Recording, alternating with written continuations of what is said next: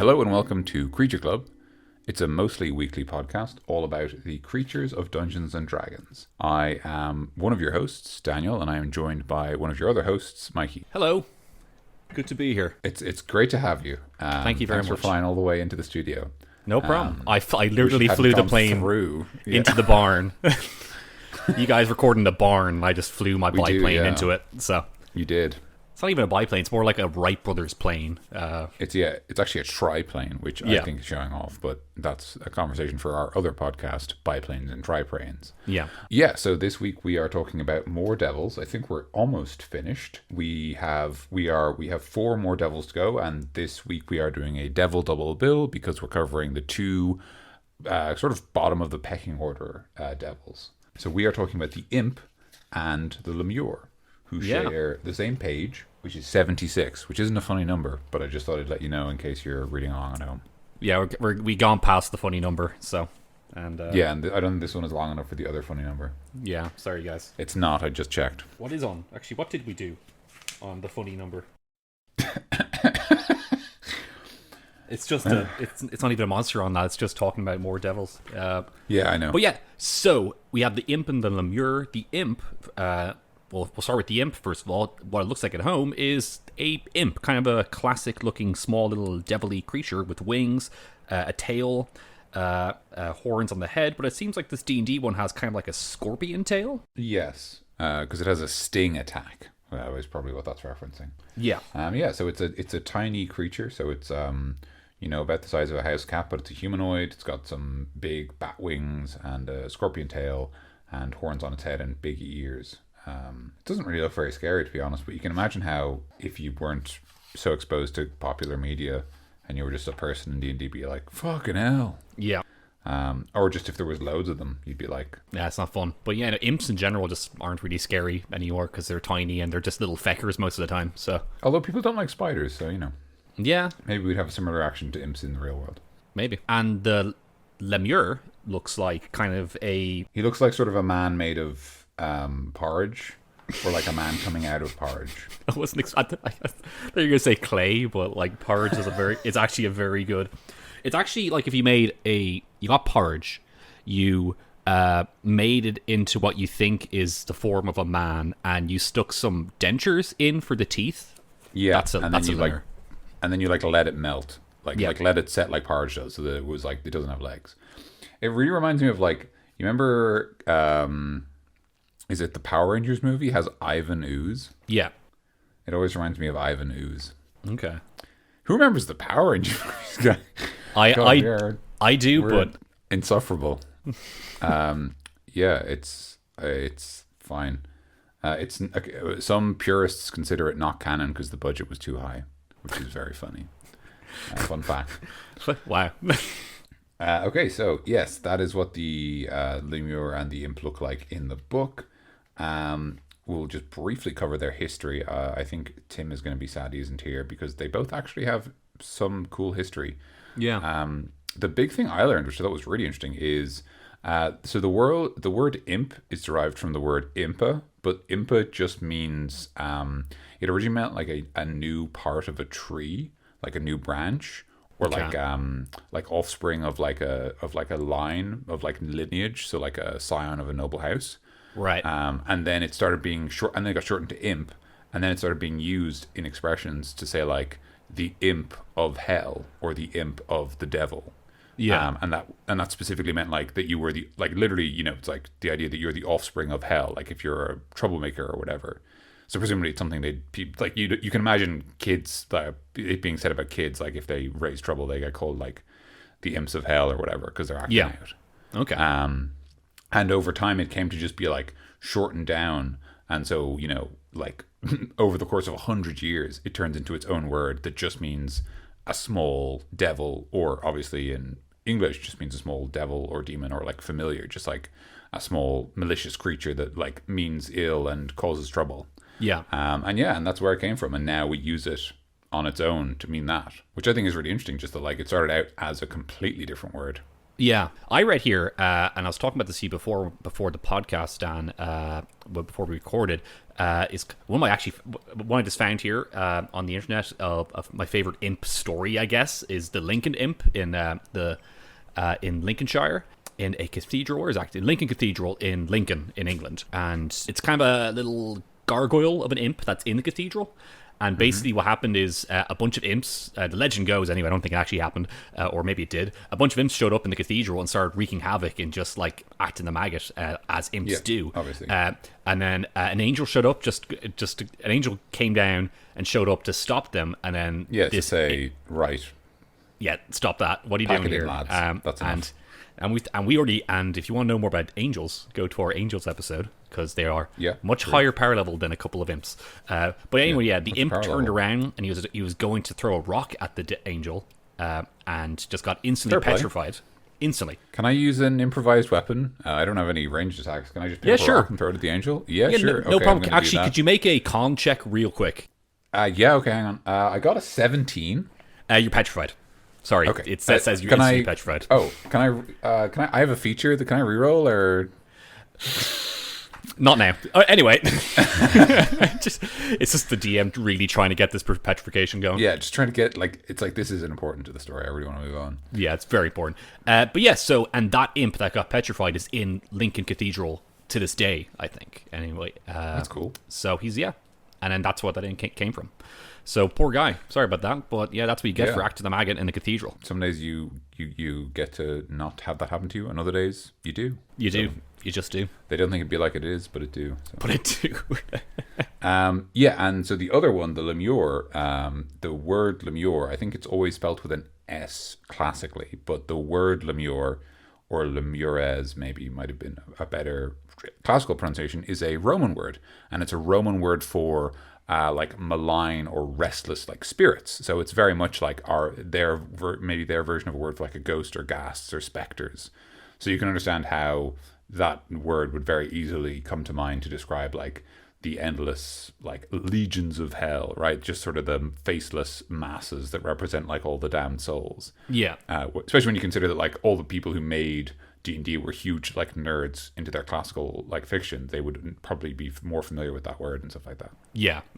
That's cool. So then in terms of Dungeons and Dragons, they're not OG devils in that they weren't released in Eldritch Wizardry, which is what we've seen a lot of our devils in this book come from. Instead, they were released in the first edition Monster Manual. They've been the same ever since. The Lemure hasn't really gone through any significant changes. It's always kind of been a goon kind of monster. The Imp has had a few variants in the third edition Fiend folio. They got some different versions, which are kind of interesting. We might come back to them when we get later on in the podcast. There's some cool ideas there. Yeah, and since the Imp's powers anyway have always been the same. They've always had the ability to shapeshift between a number of kind of evil forms, so like ravens or spiders or giant rats, that kind of thing. Yeah. And like so, I think it's a regular rat in 5th edition. I don't think they can become giant. Unfortunately for them, because that would actually let them get bigger. Because I'm pretty sure giant rat is bigger than an imp. Yeah, just a regular old size rat in this one. Well, sure. Look, and also they used to be able to turn into a goat, which makes sense, obviously. Yeah. And they've always been associated with the idea of wizards could use them as familiars, but normally evil wizards, because the imps themselves are evil and try to sway the mortal they are serving to evil. Okay. Yeah. All right. Excellent. Shall we just quickly read the paragraphs here of what it says in the 5th edition book about them? Imp. Imps are found throughout the lower planes, either running errands for their infernal masters, spying on rivals, or misleading and waylaying mortals. An imp will proudly serve an evil master of any kind, but it can't be relied on to carry out tasks with any speed or efficiency. An imp can assume animal form at will, but in its natural state it resembles a diminutive red-skinned humanoid with a barbed tail, small horns, and leathery wings. It strikes while invisible, attacking with its poison stinger. So, yeah, that's kind of what we mentioned already. That's what he looks like. And they serve whatever evil master is there, really. Any kind of master, as long as they're evil. So that means if you're as he said, an evil wizard, you can have it as a familiar, no problem. Yeah, absolutely. And then the Lemure says, a Lemure arises when a mortal soul is twisted by evil and banished to the nine hells for eternity. The lowest type of devil, Lemures are repugnant, shapeless creatures doomed to suffer torment until they are promoted to a higher form of devil, most commonly an imp. A Lemure resembles a molten mass of flesh with a vaguely humanoid head and torso. Like I said, Porridge-man. A permanent expression of anguish twists across its face, its feeble mouth babbling even though it cannot speak. Porridge man, you think it'd be good if you just like slice some bananas into him and then just, and then he's all good. He's all good. His alignment has changed. He's good now. He's good. He's good now. I will say, if anyone's curious about the Lemure, I actually think their Monstrous Compendium second edition art is probably their coolest. I kind of find it more interesting because the fifth edition one does look a bit like you got a guy and like gunged him like he was on Nickelodeon. Yeah. Whereas like the second edition art looks like someone coming out of it, and I like their big expressive faces as well. Yeah. But anyway, just personal taste. So that's what it says in the book. There's also stuff here on the Imp familiar, but I think we'll get to that later. We'll get to that. And for now, we dive right into them stat blocks. Might as well. Sure. It's a good idea. Stop eating your breakfast, Lemure. It's time for dinner town. Do you think we should pack it in there, yeah? I think so, yeah. I think that's an episode. Yeah. Okay. Yeah.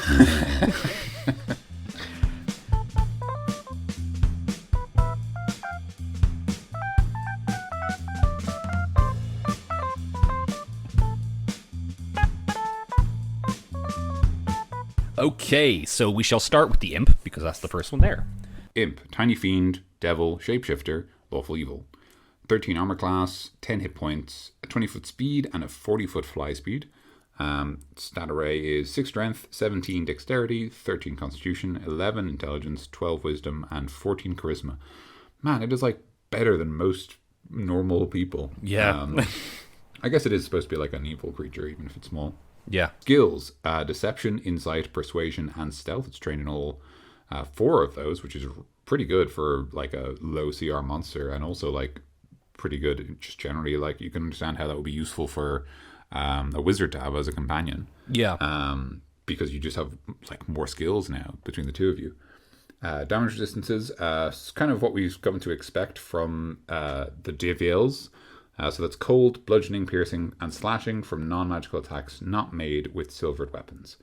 So non-magic, non-silver weapons are half as effective. It's immune to fire and poison, and it's immune to being poisoned. And it has the dark vision out to 120 feet, as most devils do if they don't have better, like true sight. And it has passive perception of 11, because it has a wisdom modifier. It speaks infernal and common, doesn't have telepathy, which a lot of the devils have, but you can understand why, given that it's kind of low challenge and also intended as perhaps a familiar, and maybe telepathy is too useful. Yeah. And it's a challenge 1 monster, which means it's worth 200 experience points. Yeah. So it's pretty so far it's pretty beefy for a tiny, and even given the size of the thing. I mean, like it's just very practical. It's got like a great set of skills. Like you can, and as we'll get to it, it's an excellent creature to have for the purposes of like scouting and infiltration. Yeah. Because its first ability is Shape Changer. The imp can use its action to polymorph into a beast form that resembles a rat, a raven, or a spider. What's cool about these is the rat has a speed of 20 feet, but obviously is small and can blend in almost anywhere. The raven has a speed of 20 feet, but a fly of 60 feet. So the raven's actually faster than the imp for the purposes of traveling, which is immediately kind of cool. And the spider is also, again, very small and has a 20-foot climb speed in addition to its normal speed. Or back into its true form. Its statistics are the same in each form, except for the speed changes noted. Any equipment it is wearing or carrying isn't transformed. It reverts to its true form if it dies. Oh, that's sad. Devil's Sight. Again, we've come to expect this from our devils. Magical darkness does not impede the imp's dark vision, so it can see through darkness in addition to seeing through regular darkness. And then magic resistance, which is a very, very powerful ability. The imp has advantage on saving throws against spells and other magical effects. Yeah, that's what we've seen from the devils so far as well. Yes, yeah. The devils have them. A lot of the demons have it as well. Basically, like a lot of extra planar entities have magic resistance to represent that they're like not from around these parts. Yeah, y'all not from around here, are you, partner? Partner. Partner. It has 2 actions, so it can only do this. Oh, sorry, that's yeah. So it's a sting or a bite if it's in beast form. Melee weapon attack +5 to hit. 5 foot reach, which is pretty good if it's like a fucking like tiny rat or a raven that's still got a 5 foot reach. Yeah, like creatures that small do not have 5 foot reaches. So hits on target. D4 +3 or 5 on average piercing damage. That's pretty good for a like a tiny attack. And the target must make a DC 11 Constitution saving throw, taking 10 or 3d6 poison damage on a failed save, or half as much damage on a successful one. So that's pretty good. That's a potential 15 damage per attack. Yeah. And it can do it while transformed into its tiny forms. And then finally, invisibility, which we've already had mentioned in the description of the creature. The imp magically turns invisible until it attacks or until its concentration ends, as if concentrating on a spell. Any equipment the imp wears or carries is invisible with it. So that's a very powerful effect because it's effectively permanent invisibility. Like, as long as it isn't currently attacking something, it can remain invisible, which makes it an invaluable scout or ally for the party. Or for your devilish opponents, depending on what the imp is doing. Yeah, it's cool. So how about we just talk about the imp stat block right now before we go into the Lemure? What do we think of the stat block? You kind of mentioned already that there's a whole lot of stuff it can do. It's a very good utility monster. I don't see it's kind of fighting an imp by itself. I don't think that fight will go on for very long, but he does have a lot of cool... He has a lot of skills, he has a lot of mobility, and he has a lot of like kind of stealth stuff it can do too. In terms of the imp fighting, like, I mean, it is technically a challenge one monster, so the imp fighting a level 1 party, if they get to hit it, it loses, I think, basically. Yeah. Because it has very low armor class and relatively few hit points. But I think that if it hit your wizard, they lose as well, maybe. So it's kind of well, it depends. Like, I think they can certainly, they can hurt the party and maybe even down 1 or 2 of them. Yeah, it really depends a lot on composition and things like that. Like, but I do think basically like an imp against the party is a very one-sided fight. Yeah. But absolutely. I do also think that like the imp, given its nature, would almost never fight to the death. Yeah. Given that imps know, they have intelligence 11. They're natives to the lower planes. Like, I think they know that they don't die if they die on the material plane. So they probably just try to run, because probably getting killed is a difficult process that involves a lot of bureaucracy. Yeah. And they can turn invisible. So I'd imagine that, like, if I would imagine basically if an imp gets hit once, it runs. Yeah. Because it has 10 hit points, which means that you can probably survive 1 hit from any party member, but it probably can't survive 2 hits. Yeah. No, definitely not.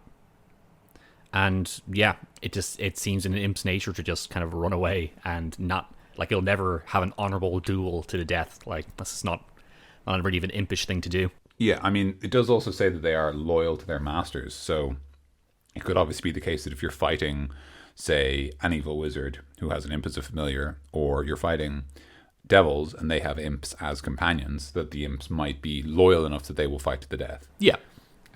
But I think realistically, by the time the party are fighting, like, if the party are fighting anything that's like the imp plus something else, they're probably high enough level that the imp is no longer a threat. Yeah. And the imp's greatest strength is the element of surprise. It can turn invisible. As I say, it can literally remain invisible indefinitely. The only times it needs to stop being invisible is when it sleeps, which it might not even need to do because it's not a creature. It's not a natural creature. It's a fiend. So, like, it can just remain invisible forever. But obviously, once it attacks and reveals itself, it's vulnerable to the party. And at that stage, it's like the fighter just swats it. Like, I mean, it's gone. Like, yeah. But yeah, so yeah, I think we can agree that it's not a hugely exciting fight on its own, but as a companion to something else, it's interesting. Yeah. And as a character in a game, it's interesting because, as we say, it has a lot of interesting utility, like its invisibility. its devil sight, and its shape changing, and all those things make it like very valuable as a scout or a spy. Excellent. Well, we'll talk about a bit more of that in the next section, but how about we go into Lemure? I shall read this one. Yeah, man, take us in. I'll do that. Lemure, medium fiend, a devil, lawful evil, armor class 7, hit points 13, 3d8, and speed 15 feet. Not good so far. Strength 10, dex 5, con 11, intelligence 1, wisdom 11, and charisma 3. Wow. Bad. Oh god, having a wisdom of 11 and an intelligence of 1 must be the worst, because you're stupid. Yeah. If you have a wisdom of 1 and an intelligence of 1, you don't even know that you're stupid. But if you have a wisdom of 11 and an intelligence of 1, you definitely know that you're stupid. I really should have studied for that test. Yeah, intelligence is knowing how to ace the test, and wisdom is knowing you should have studied for the test. Yeah. That's so fucking stupid. Yeah, that's grim. That's like, obviously being a tormented soul in hell is bad, but like that juxtaposition of having 1 intelligence and 11 wisdom to me just seems, I mean, I guess it's deliberately cruel because it is hell. 1 intelligence, 3 charisma. It's ugly and stupid, which is... And it knows. And it knows. It's very unfortunate. I feel bad for this guy. Like a wisdom of 11 means it knows... It basically understands. I would argue a creature with a wisdom of 11 understands its own stat array. Oh, yeah. Like, yeah. Like, it knows it's stupid. It knows it's ugly. And it knows that it's like, you know, a porridge. Like, basically. Yeah, I'm porridge, man. And I'm porridge. That's it, guys. Because, like, I'd say wisdom 11, like a peasant commoner would have either 10 or 11 or even 10 or less. 11, yeah. I like 10 or 11 at the average, most, you know. Yeah, exactly, yeah. And like if they had 11, they might come off as like fairly aware to the other people. Yeah. Like, even though obviously rules as written, we don't see any difference. You can imagine that if it was more, you know, granulated, that there would be a, like someone having 11 wisdom would occasionally have insights that someone with 10 wouldn't. Yeah. Or whatever. But God, wow, 1 intelligence. Yeah. All right, let's move on. Yeah, I know. This is very funny. Damage resistances, cold. Just cold. So. Just cold? Yeah. You can bludgeon it to death with your broom handle for all it cares. Yeah. Damage immunities, fire and poison. So still has the same immunities as all the devils have. Yeah, so that's kind of implicit, like an almost implicit characteristic of devils. Yeah. And condition immunities, charmed, frightened, poisoned. So charmed and frightened kind of makes sense because it's just so it's mindless. Yeah, it's mindless. So you can't really do anything like that. Poisoned, that's just a devil thing that they're all immune to being poisoned. Yeah, because they don't have like blood or organs to be poisoned, basically. Yeah. But yeah, I like that touch that it's immune to being charmed or frightened because it's just so mindless. It's just it's like, yeah, like what could it be afraid? Like how could it even feel fear? Like exactly, yeah. Senses dark vision 120 feet and passive perception 10. So yeah, standard affair for devils having a bit of dark vision there. Languages understands infernal but can't speak. Challenge rating of 0. And that's 10 experience points for you. So that means you need 4 level 0 characters to fight it fairly. Yeah. So just don't show up. Don't show up at the table. Devil's Sight. Magic darkness does not impede Lemur's dark vision. So it's standard affair. This one doesn't have magic resistance. So yeah, that's fine. But hellish rejuvenation it has, which is a Lemure dies. A Lemure that dies in the 9 hells come max to life with all of its hit points in 1d10 days unless it is killed by a good aligned creature with a bless spell cast on that creature, or its remains are sprinkled with holy water. That's a useless ability for it to have. Yeah, quite. But because a part of me thinks that, like, you probably are going to fight these guys in the 9 hells, because when else would you really use them, I guess? Like, the idea is... So the reason it's a rule is because, like, the idea has always been that, like, you can't empty out hell because the Lemures, like, can't die. Yeah. Everything else dies. Like, if you go down to hell and kill, like, an imp, the imp stays dead. But Lemures don't obey that rule because the idea is that, like, they don't have enough form to die. Yeah. But the fact that that's a rule when the other rule that like, a pit fiend, like for example, or an imp that is slain not in hell, returns alive in hell in D10 days. Like the fact that that's not a rule, but this is unusual. Yeah. And maybe just wanted to give him something to do. But hold on, we had the most important ability next. Oh, yeah. Actions. Fist. Melee weapon attack. +3 to hit. Reach 5 feet. 1 target. Hit 2 or 1d4 bludgeoning damage. Here it comes. Watch out. He's going to hit you Here it comes. with his fist. I got to reach you first, but he's going to try. He's going to get you. He'll try and get you. 15 feet. Wow. 15 This guy, feet. not a great stat block, but if you're just going to have mindless goons to throw on the battlefield, when you need companions for your whatever devil that we even talked about before, these guys are good for that. I guess they're kind of not really supposed to be a very exciting fight on its own, but that's exactly what it's for. Though it's for the mindless side goons that you're going to fight. Yeah, That I agree. go down in a hit. It's interesting that they have more health than an imp. Yeah.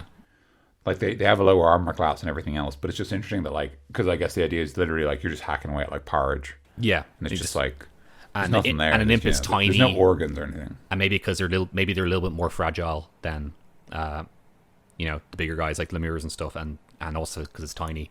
If you hit it Yeah, once, that's true. Yeah, it makes sense to have a little bit less health if you're an imp. yeah. I know. It's just an interesting thought, like because it's the one thing it has over the imp. Yeah. And I guess also the resistance to being charmed and frightened. Yeah. But yeah, it's interesting. Yeah, it's a very straightforward creature. I think if I did have a complaint about it, it would be that it's so bad that I wouldn't even bother adding it to a fight. Yeah. Okay. Because it would just be a chore to run. Like it would just be like moves 15 feet, tries to attack and misses, and then the player would go, okay, I move away, and I'd be like, it tries to opportunity attack and it misses.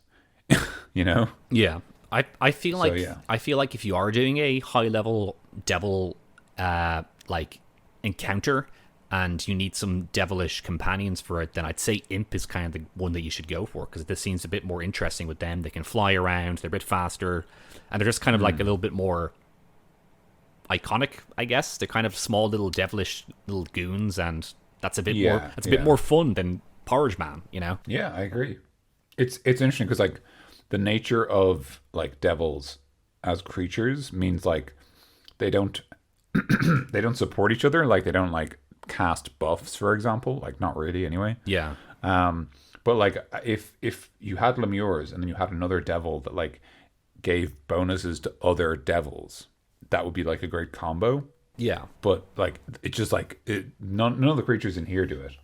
But like you can also understand how it's the nature of how devils fight that they wouldn't do that normally. You know what I mean? Yeah, I get you. And also you can't really do like, because I know we had friend of the podcast, Stephen Brady.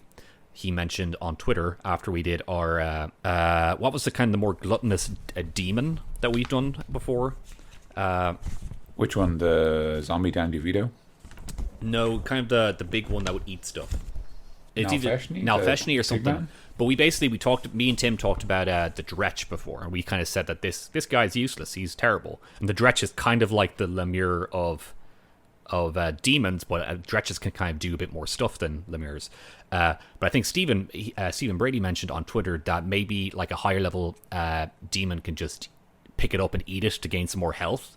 You can see demons doing that, but you can't really see devils really doing that, because they're not really like that. But Not in the same way, yeah. They have a hierarchy and rules. You can kind of imagine them more just sending them to their death with orders, but maybe if as an alternative to, because one of the optional rules at the start of the section on devils is summoning, that devils can summon more allies. Maybe instead you replace that with a system of promotion, where devils can promote other devils on the battlefield. So the Lemures are there to be promoted as a result of fighting. oh wow, promotions during like literally, yeah, like you're fighting whatever, like a horned devil and some lemures, and the lemures are useless, and the horned devil is like, if I don't promote you guys, I'll die to these stupid adventurers, so I'm going to promote you guys to whatever, like spined devils or bearded devils, like just like low challenge devils Yeah. that like are low enough on the pecking order that you'll work for me, but that you'll be more useful than lemures. Yeah, that's kind of cool. Maybe there's like a few lemures around the battlefield, and then they kind of like would just mush up against each other, and they become like a super devil after that, where they promote Ivan that. Ooze. Maybe Ivan Ooze. Maybe they promote into. Maybe that's how they promote. Actually, maybe they like have to smush into each other to become something bigger. Yeah, I think it says at some stage that they get stronger by just beating each other to death. Like, because like the idea is like they kill each other and that gives them like some of the other creatures like soul energy. Okay. And like non-lemures don't bother because lemures have so little energy, but like lemures will attack each other because that's a way for them to get power. Okay. Maybe it stretches instead because that's more chaotic, but I can't recall.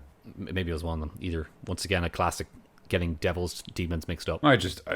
It seems unusual that lawful creatures would do that, but Yeah. maybe it's just one of those times where it's like they're lawful, but not really. Yeah, no, it's the real enemy is man. Oh. No, actually, it does make sense for devils to be a lot more like you're promoted, and then demons like are it's just like if you want to get promoted, you do it yourself. You have to beat them you up have to yourself. kill other people. Whereas like in hell, it's like you do the paperwork and you apply for a promotion and you sit an interview and then you get a promotion. I can just picture just this freaking stupid lemur just at an interview.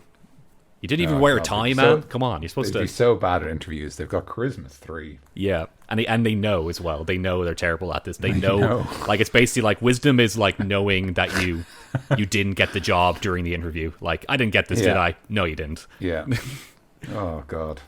So grim. It's so grim. This is the most sympathy I've ever felt for a devil. Just like so shit. It's just the worst. It's probably one of the worst. Like not as in like objectively the worst monster, as in terms of the monster, not stat block and how it's like done in the game, but just the monster itself is just very hot. Having a bad time. Having a bad time. Yeah. Very low in the power level tier list of this very balanced game of D&D. But we're already talking about the monster. Will we just go into the next section? Yeah. Cool.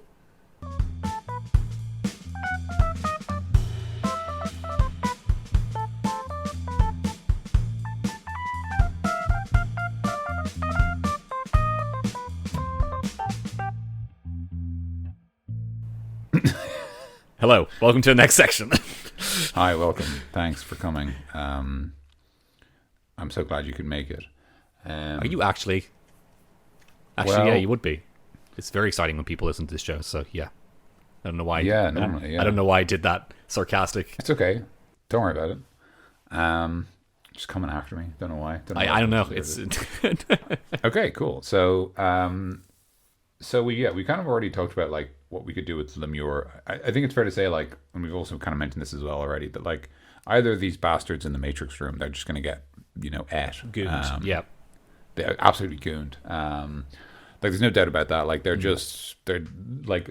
not, their power doesn't lie in their ability to have a direct confrontation.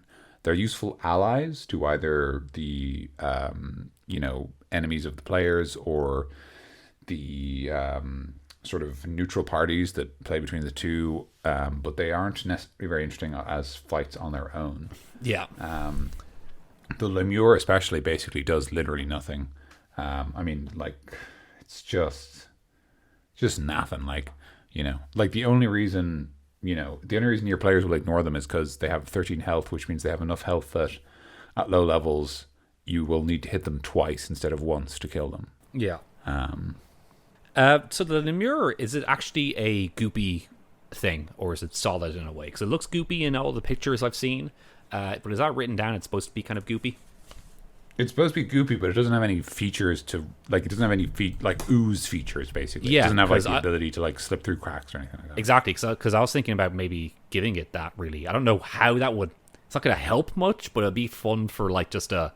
It just makes sense in your game for it to be able to go through cracks and just like slip through stuff like that because it's goopy and oozy, But Yeah. it doesn't really change too much in terms of you fighting it, but it might just be a fun little interesting thing that it can do. It's certainly interesting. Yeah, absolutely. Yeah, that's really it. I just kind of just came in my head right there. Yeah, no, I think that's cool. In terms of using the Lemure in battle. Yeah, I think either something like that where it can go through stuff, or where actually what would be kind of interesting in that same vein would be if allies could go through it. So if other devils could use Lemures as a living wall and just walk through it.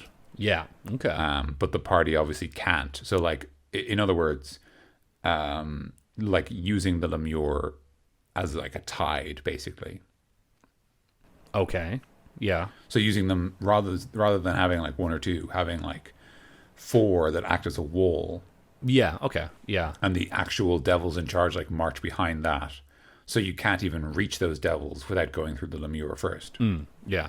Okay. Yeah. And like again, they're not challenging, but they are. It is 13 hit points basically. So like, it's just something you have to deal with before you're allowed hit the bad guy. And also, because they are still devils, they are still immune to fire. So if you're fighting like devils on the side, they can like fireball or like whatever, throw things at them, like with no regard for the Lemure because they know, or even like spray poison or whatever because like they're immune, and so it's like it's not going to affect their troops basically. Yeah.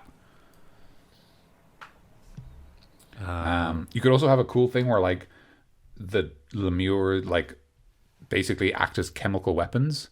So like they strap a big like basically like a big incense burner to their back, but the incense burner is like made up of, I don't know, some like infernal mixture that basically means that the air around a Lemure is poisonous, which I think is actually a feature that Dretch had. Yeah. Weirdly enough. So we are kind of repeating ourselves, but Stinky cloud, that idea, stuff like that. stinky cloud. So like in other words, the Lemures are surrounded by like a cloud of noxious gas, but also they're just on fire all the time.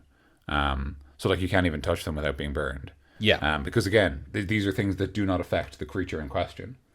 It'd also be cool to have them being used like alongside a creature that has charming abilities, because they're able to ignore that. Like, what's the name of the spell that like grabs everyone's attention in a nearby radius? I can't remember. Maybe Tasha's Hideous Laughter or something. Yeah. But like that kind of thing, like an area of effect charm, could be interesting. I can picture maybe the devils maybe stick some like spiky like spears or something in them, and they just kind of move around, and maybe it can kind of be like a living trap if where they kind of That's cool. they kind of move towards them and like kind of push them into you, and you can't. It's not really hard to get past them, but if there's a lot of them, that can be very overwhelming. That's really cool, actually. The idea that a Lemure is literally just covered in like bear traps. Yeah. So like if you do anything, it's just like a bear trap springs, and so you like they're not clever or strong, but the bear traps are built by people who are. Yeah. So the bear traps are dangerous. Yeah, it's just funny, like these devils just making bear traps and just opening them up and like, here we go, Lemure, it's all yours now. Nom nom nom. That's cool though. Yeah, so stuff like that, just bear traps, just sharp weapons, just anything like that. I guess maybe a good way to look at the Lemures then, to sort of summarize our thoughts, is like they are not powerful on their own, but they are part of like the system of warfare in hell. So like think about how other devils would use them as a result. Yeah. So like I say, like devils don't need to be able, like devils are immune to poison, devils are immune to fire, devils resist cold. These are all things that they could use and like basically afflict the Lemure with, knowing that it won't affect them, but it will affect their enemies. Yeah, it's very devilish. It's very thematic with devils to like use the Lemure. Exploit your own soldiers like that. Absolutely, Exactly. Yeah, it's very like in the theme of how devils fight. You don't exactly see him using like, it's not like a demon thing where they just kind of let's just throw the Lemures at them. No, they'll probably think about a reason how to use them. Yeah, more exactly. effectively. Yeah. Yeah, it's cool. Yeah, so maybe that's the best way to look at them. And then I think even though we said it before as like promotion, but like they are creatures, but they're also like slimy. So like I actually kind of like the idea of like if a devils were ever sieging somewhere, they would make a living wall of loads of Lemures stood on top of each other. Oh yeah, that's what I was thinking. Yeah, that's cool. And then like extending like bridges like made of more Lemures across to like basically like siege ramps to get inside the city and stuff like that. That could be cool. And then let's say if you try to if like people try to hop onto the siege and they go on the bridge and they're like, oh, this bridge is living, and then maybe they grab them and throw them off or something. And then it's just like, you're fighting on it, and every turn you have to like make a dexterity save, or the bridge itself grabs you, and then you can't move, and then like whatever, like a horned devil or something comes along and just puts a spear right through you. Yeah, like why? You're fucked, John. Take that! I'm stabbing you right now. This is war, John. This is war, John. So Lemure, that's that. So that's Lemure. I'm pretty happy with that. We jump onto the Imp. Let's do the Imp. Où est la bibliothèque? Where is the library? Thanks, Dan. That's my favorite sentence in French, because it is a sentence that only exists to teach someone French. Because I can't conceive of a scenario where you are somewhere and you need to know where the library is. Yeah. And the only way you can think to do that is to like ask someone where the library is. Yeah. As opposed to like checking or just like knowing where the library. Like it's one of those things where I'm like, this is just a sentence you learn to learn the word for library. Donde está la biblioteca? Like no one ever would say that. Exactly. Like, like, hey, where's the library? Really? We have the internet. No one's ever asked me where the library is. I think, so it's weird. Okay. Anyway, thanks for coming to my TED Talk. Let's talk about imps. Sorry, I just found that funny. It's okay. I'm glad you did. I made that joke for you. So I think we, as we said before, the imp is not very dangerous as an enemy alone, but is useful as a companion.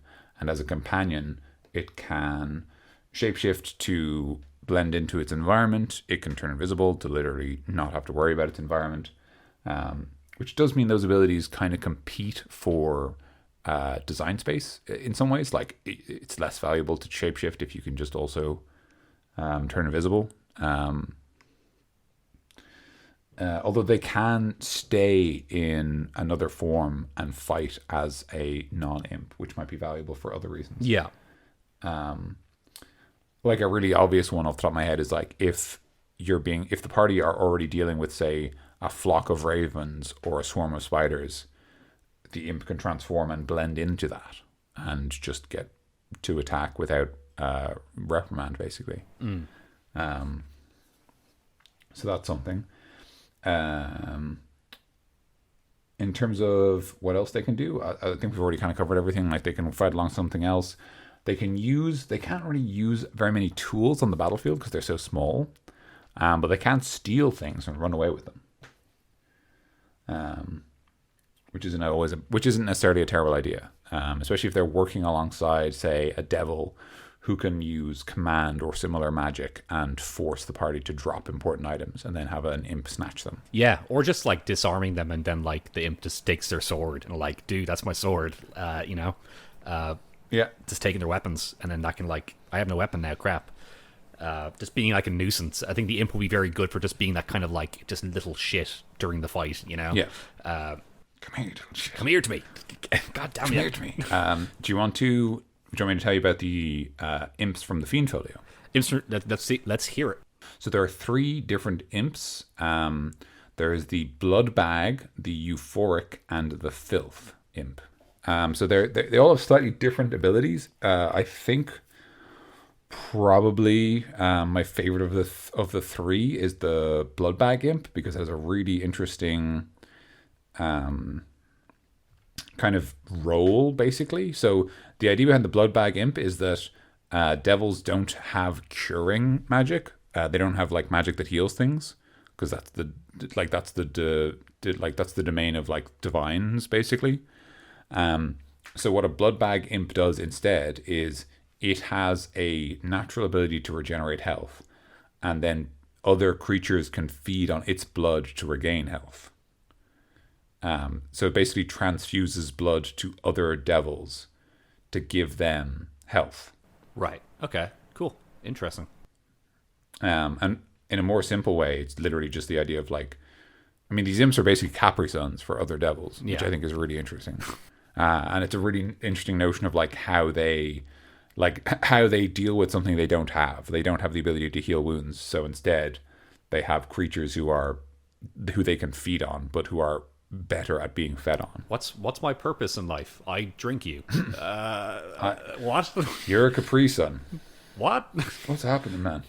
That's actually, yeah, that can be cool. Just these flying health packs for devils. Yeah, literally, just if you imagine like an imp, but like it can deal, like if you imagine the exact same stats as we have here, but it has say regeneration. I don't know. Let's say it regenerates 2 health every turn. Yeah. Just to pick a number, and it can, as an action, transfuse to another devil, reducing its health by an amount and giving that devil the same amount of health. And that's it. And so it just literally, if you imagine, yeah, like you say, like the idea that like you're fighting something really big and dangerous, like a horned devil, but there's like loads of imps that are just flying around, like healing it little by little, and they're able to get anywhere on the battlefield because they've got that 40-foot fly speed, which is really useful. Shoot down the imps.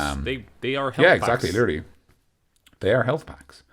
So yeah, I don't know. I think that's pretty cool. And there's a lot of you can understand. I mean, if you wanted to simplify it, if you wanted to completely simplify it, you could just have that the imps can cast Cure Wounds once per day, but only on another fiend. Yeah. Like just if you wanted to simplify it to the point that you don't have to just call it something else, like hellish, hellish rejuvenation, maybe actually, but maybe a different name. Yeah, exactly. Something like that. Yeah. But yeah, so like that's the Bloodbang imp. They're pretty cool. And they also have the ability to they have the ability to cast Vampiric Touch, but you can imagine how reframing that as like they can transfuse their blood into devils, but they can steal it from other creatures.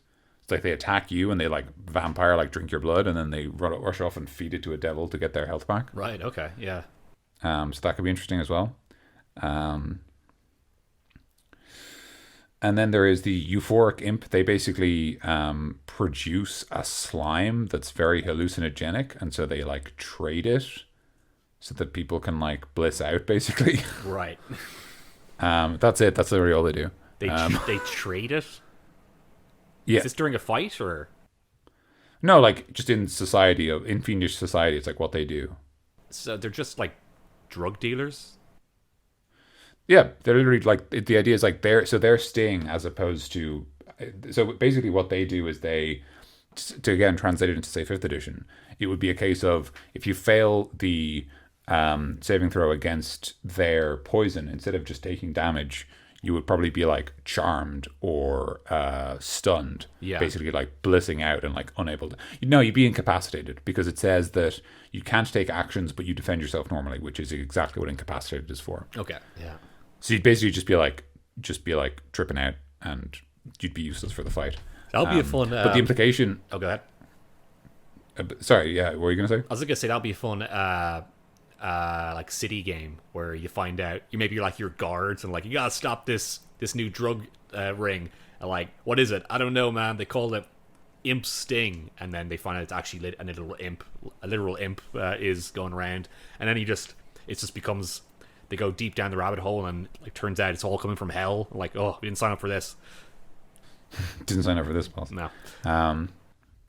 Yeah. So yeah. So basically, that's the only other thing it says about euphoric imps is that they're constantly getting high on their own supply. Yeah. So they're not very useful in a fight all the time. Which is pretty good. I like the idea that they're just like literally like a blissed out, like, like useless member of hell. Like they're like a total burnout and you can use them as a contact. Yeah. That'd be a lot of fun. Excellent. So then there is the filth imp, which actually works a lot like what we're kind of just talking about with the lemure. They have a diabolic stench, which is a great word which is a great rules name. I really like that. Literally diabolic stench. Don't call it diabolic stench. Just take a shower, all right? God, stop. Dave, stop calling it your diabolical stench.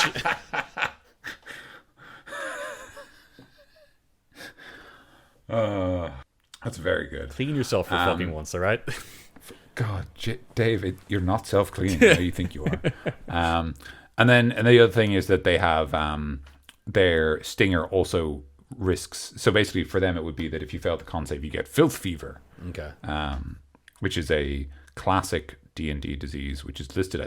I actually think it's in the Dungeon Master's Guide. Basically, just you take damage and then eventually you like I think you gain levels of exhaustion in 5th edition is how it works. It's also the name of my new metal disco album. Nice. Thank you.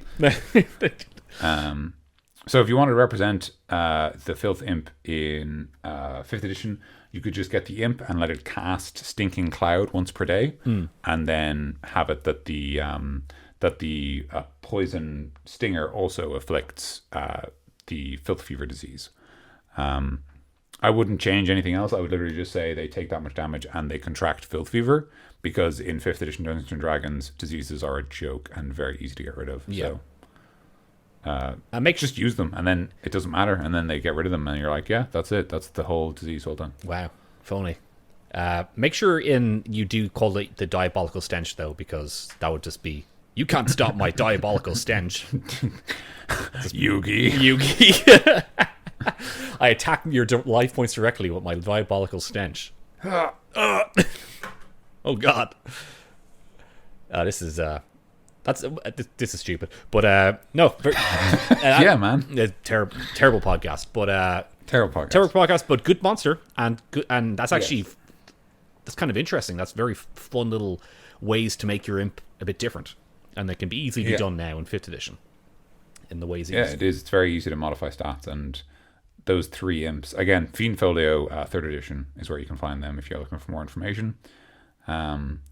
But they are very, very kind of like very small changes, right? Like each of them really just like you could simplify each of them as give the imp 1 spell, but they all change how it fights as a result, which is pretty cool. Yeah. Cool. Awesome. So actually, before we Monster Hunter, shall we hop straight into how we use an imp as a familiar? Oh gosh, yeah, let's do that. So we have a little block here, so I guess I'll read it out in the variant imp familiar. Yeah, please. Imps can be found in the service to mortal spellcasters, acting as advisors, spies, and familiars. An imp urges its master to act to acts of evil, knowing the mortal soul is a prize the imp might ultimately claim. Imps display an unusual loyalty to their masters, and an imp can be quite dangerous if its master is threatened. Some such imps have the following trait. Familiar. The imp can enter into a contract to serve another creature as a familiar, forming a telepathic bond with its willing master. While the two are bonded, the master can sense what the imp senses as long as they are within 1 mile of each other. While the imp is within 10 feet of its master, the master shares the imp's magic resistance trait. If its master violates the terms of the contract, the imp can end its service as a familiar, ending the telepathic bond. So that's just regular familiar stuff, is it? Is that right? Yeah, that's like well. There's as opposed to the find familiar spell. Yeah. The only difference is that the spell doesn't let you choose something like an imp. You have to choose a mundane animal, and the animal doesn't have a contract with you. Yeah. So the idea here is that an imp familiar is more powerful. I mean, it gives you magic resistance, which is very good. Yeah. But at the cost of you are at the imp's mercy in some ways. If they choose to end the bond, it is ended. Yeah. I remember in one of my games, take it away, basically. In one of my games, I had a player who had an imp familiar.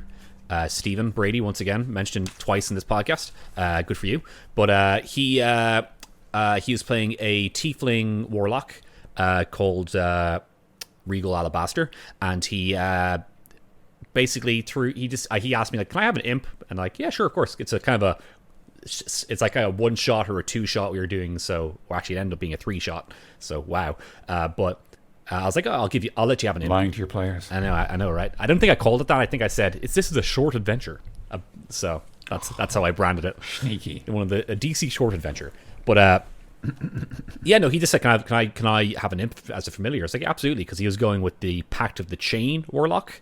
Yes. So he wanted a little imp friend. So he had an imp. He called himself his little cousin, and it was like a prison escape campaign I was doing. So he was using him to kind of scout it, to like turn into a rat and to scout ahead and to like hop through small cracks and stuff. It was kind of fun. It was a very fun little idea, and they were kind of evil characters already, so it kind of made sense for him to have an imp friend. So no, yeah. So the Pact of the Chain specifically, lets you have a more powerful familiar. So Yeah. you can choose an imp or I think a sprite if you go for Fae. I think, well, Pseudo you dragon. get told. Yeah, a pseudo dragon or a Quasit, Yeah. the demonic equivalent to an imp. Yeah. Yeah, so like you can have one of those instead as a sort of a wee bugger, which I think the imp is probably the best of them. I don't know. I mean, they all seem very useful to be honest, but imps just seem super flexible. Yeah. I don't think I've had any familiars in any of the games I've run actually. Okay. Which is a shame because I think they're very cool. Yeah. But not everyone wants to have to deal with something else that they're controlling as well. Yeah, but they're fun to have, and they can just help you out in a bite, I guess, with their other abilities. Because an imp is cool because it can be like a scout for you. Basically, it can scout ahead and turn invisible and just kind of be another set of eyes. So that's always been kind of cool. Yeah, I think they're a great thing to give, especially like any of the slightly more powerful familiars are a great ally to give a villain you have planned for. Yes. But because it gives them like a source of information, but also because it gives them, it hints that they have sort of links to another place and power from somewhere else, and sets up potentially other adventures. You can have your villain be in his throne room and like looking through the eyes of his imp and be like, "It seems those heroes have." Why are you doing your Christopher Lee voice? Because he's part of the evil. He's the head of the League of Evil. All right. Oh yeah, fair We enough. must defeat those quest boars. My lord, we must act now. Silence. All right, shit. I think you've done that bit so many times. Not on air though, Unbelievable. but it's so I love it. It's, Not on air, but it's so good, man. I love it. It's so stupid. We did it every D&D game where we Yep. just had this. Yeah, basically what happened, guys, is that we had this weird. It didn't actually happen in game, but this weird headcanon that everything that happened was part of Christopher Lee's League of Evil, and he always said, And I want to clarify, not like Sauron or Count "No, Dooku, yeah, no, like Christopher Lee." Academy Award nominated actor Christopher Lee. Yeah, and then he'd be like, one of his guys would be like, "My lord, we must find those heroes," and he's like, "Silence," and like every time. Yeah. And whenever Mikey says that, he also like puts his hand up in a commanding way. Yeah. I assume you're doing it. I did that every time I said silence so far. Yeah, so. obviously, yeah, of course. Oh man, so silly. Anyway, yeah, but it can just be like a source of information. I like that, where now the villains know what you're doing because they've been followed the entire time by an invisible imp or a rat Yep. or a raven or a Or spider. a raven, yeah. Or a spider. Wow, imagine trying to spot a spider in like a cave. Like, Yeah. I mean, I think it's fair to say that if your bad guys are sending their impish familiar to scout out the party, they only share senses out to a mile, but the imp can go further than that. The imp can go as far as they need. yep. So that's something to remember first, is that the imp can follow them as far as they go. But the imp can't relay information if they're further than a mile out. Yeah.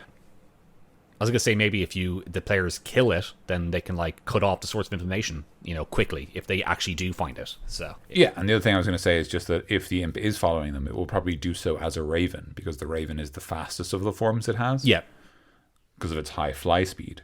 And that also means that it's hard for the party to spot them because it's just a raven. The other interesting thing that I think works is that if the villain, if we assume that the villain has this familiar because they can cast the spell Find Familiar, I believe if they cast it again, their familiar returns to them.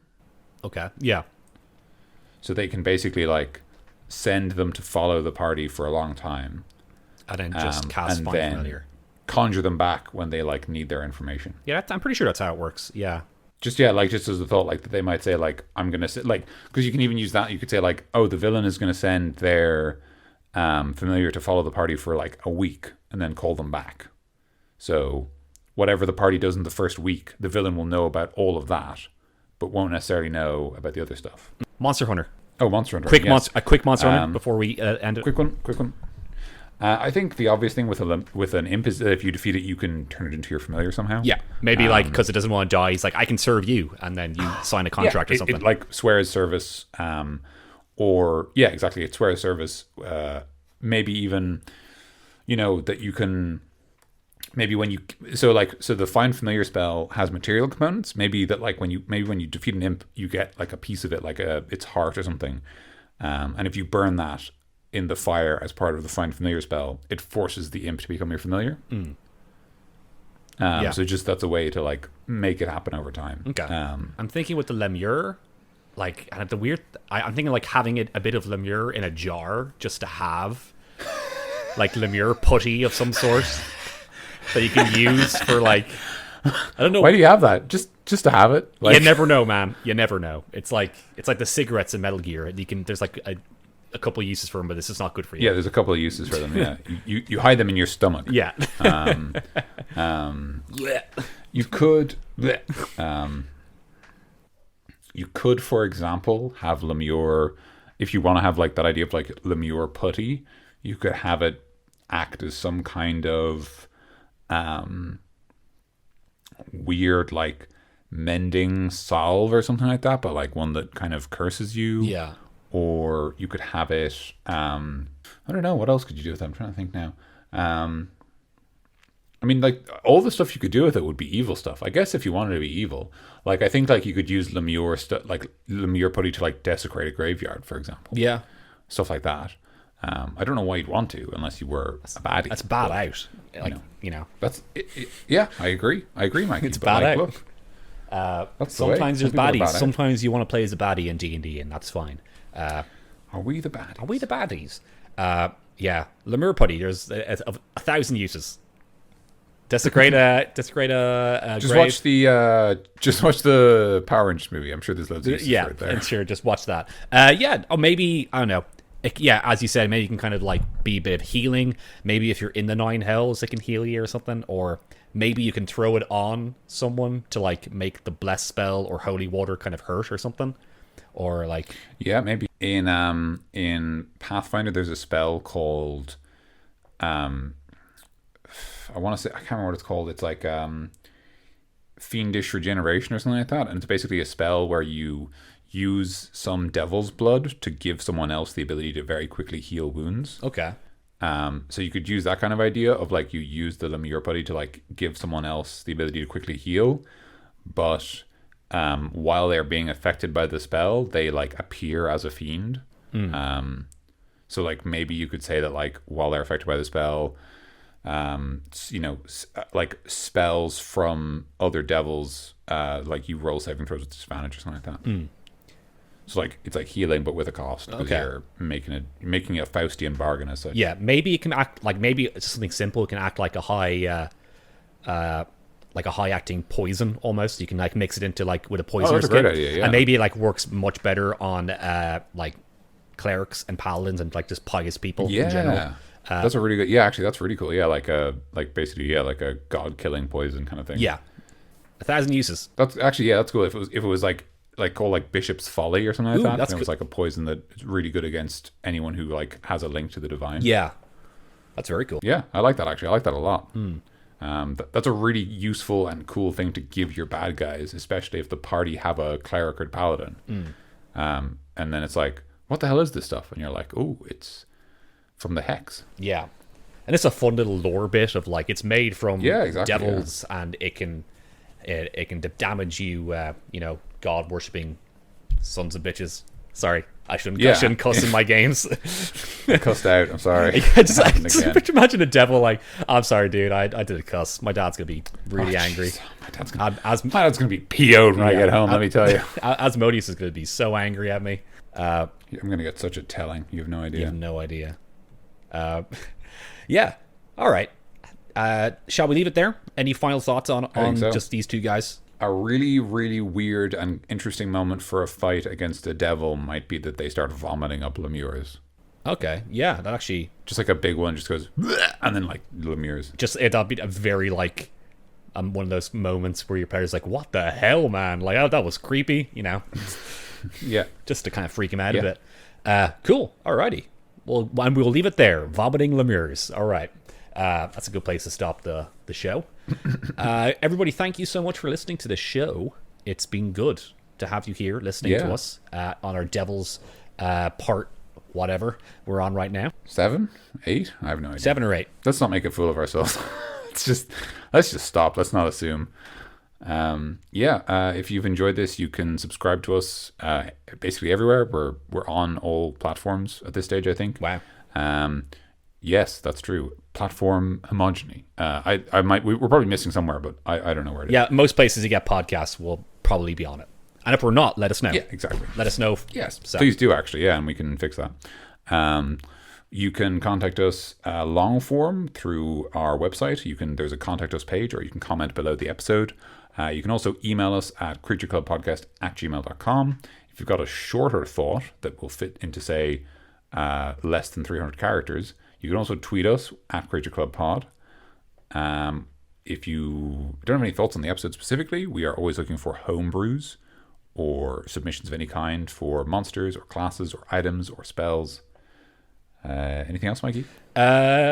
Not really. If you guys have anything you want to plug and stuff, just let us know as well, because we got a couple of people with websites and stuff for cool homebrew websites that we might go into a bit later. I know Tim usually likes to read out the reviews and stuff when we're all together, but we haven't been all together in a while, so we'll hopefully... It's the power of the hells, man. Yeah, it's just the hells. It's just separating us. It's doing that. We're all in each in our own hell right now, recording from there. I'm in... Jesus, you already put me on the spot here. Don't worry, I did that I did that sound effect for not on purpose, but on purpose, more of a comedy reason. I'm in dis. Yeah. I'm in this place. I'm in this one. This one. So and if you just want, I'll go with Malbolge just because it's got a funny word name. Malbolge. Bye guys. Got him. I'm in the Malbolge. If you just want to say hey, send us on the message. And if you are on iTunes, leaving us a review on iTunes actually helps us out quite a bit. And Tim's on Avernus, so try to spot him in the new Wizard's Adventure. He's in one of the pages, but it's very hard to find. You got a Descent in there. Got him. Got him. To find Tim. And that's really it. So thank you so much for listening, guys. The next episode will be something else. I have been Mikey. And I've been Dan. Stay cool. Because you got resistance to cold damage, because you're a devil. Yeah. What the There you go. That's the wall of sound to end the podcast. Yeah. Just a quick wall of sound. Alrighty, stop.